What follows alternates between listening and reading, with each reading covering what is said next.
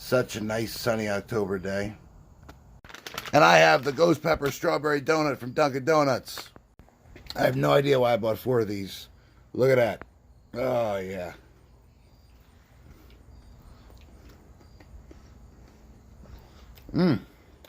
That frosting. Okay. No heat whatsoever.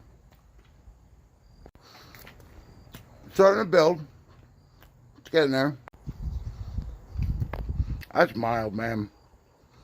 That's a mild donut. It's delicious. That's a great donut. But it is not spicy.